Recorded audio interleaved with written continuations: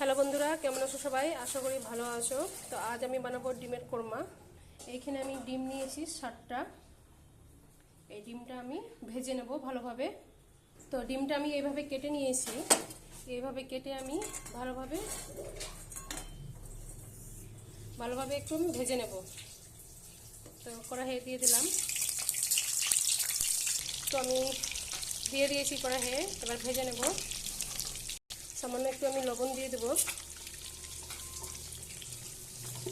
তো আমি ভেজে তুলে নিয়েছি, আবার দিয়ে দেবো। আমি এগুলো বাকিগুলোও দিয়ে দিয়েছি, এগুলোতেও লবণ দিয়ে দেবো অল্প করে। তো এটাও ভাজা হয়ে গেছে, এবার আমি তুলে নেব আস্তে। তো ডিমটা আমার ভাজা হয়ে গেছে, এবার আমি বাকি সব মশলা ভেজে নেব। এখানে আমি কাজু 4 মগজ রেখেছি, এটা আমি বেটে নেব টক দই দিয়ে। তো আমি প্রথমে পেঁয়াজটা বেটে নেব। তো আমি গ্যাস অন করে দিয়েছি, কড়াই বসিয়ে দিয়েছি। এবার আমি সব জিনিস দিয়ে দেবো। এখানে লবণ দিয়ে দিলাম স্বাদ মতো, ধনে জিরে গুঁড়া, সামান্য একটু শুকনো লঙ্কার গুঁড়া, সামান্য আদা রসুন বাটা। কড়াই গরম হয়ে গেছে, এবার আমি তেল দিয়ে দেবো, সাদা তেল।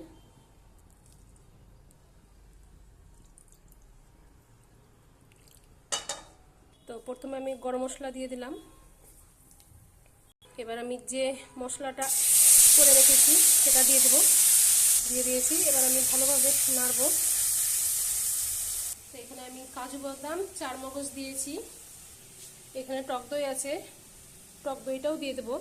তো মশলাটা ভালোভাবে কষা হয়ে গেছে, এবার আমি এইখানে 4 মগজ, কাজু, টক দই দিয়ে বেটেছি, এটা এবার আমি দিয়ে দেবো।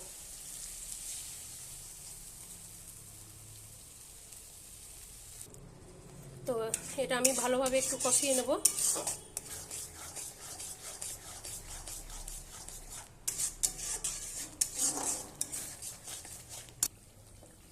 সামান্য একটু আমি চিনি দিয়ে দিলাম। এখানে আমি কয়েকটা কাঁচা লঙ্কাও দিয়ে দিলাম, ফ্লেভারটা ভালো আসবে। এটা আমার তেল ছাড়া ছাড়া হয়ে গেছে, এটা আমার হয়ে গেছে। এখানে একটু আমি গরম জল দিয়ে দিলাম, একটু ফুটবে।